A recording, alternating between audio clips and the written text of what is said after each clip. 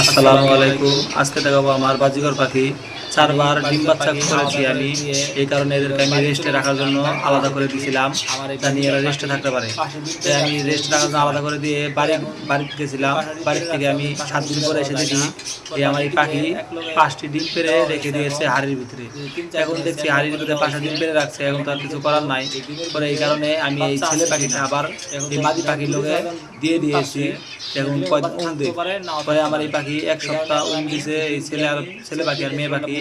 এখন দেওয়ার পর এখন দেখবো আমার এই 5টি ডিমের ভিতরে বাচ্চা আছে কি আছে না, এটা এখন চেক দিব। দিয়ে লাভ নাই। এখন দেখবো যে দেখতে পাচ্ছেন প্রথম দিনের ভিতরেই দেখলাম বাচ্চা নাই, প্রথম দিনের ভিতরে বাচ্চা নাই। এবং আরেকটা দেখবো এটা আছে কিনা। আলহামদুলিল্লাহ এটার ভিতরে বাচ্চা আছে, দেখতে পাচ্ছেন যে লাল, এটার ভিতরে বাচ্চা আছে। আরেকটা দেখবো, বাইর করে দেখি এর ভিতরে বাচ্চা আছে কিনা। এটার ভিতরে আছে। আরেকটা দেখবো, এর ভিতরে আছে, দেখতে পাচ্ছি যে আপনার দেখুন এই যে লাল লাল মনে হচ্ছে, এর ভিতরে আছে। শুধু কিন্তু এই কারণে লাইটের আলো বেশি ভালো আপনারা বুঝতে পারবেন না, আমি দেখতে পারতেছি আছে। আরেকটা দেখবো, এটার ভিতরে আছে।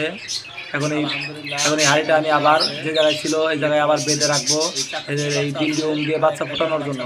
বাচ্চা ফোটানো হলে আবার আলহামদুলিল্লাহ এদেরকে আলাদা করে দেবো। আপনারা দোয়া করবেন আমার জানি পাখি সুস্থ সবল থাকে, আর ডিম বাচ্চা জানি ভালো করতে পারে। ডিম দেখুন এই 4টা ডিমের ভিতরে বাচ্চা আছে।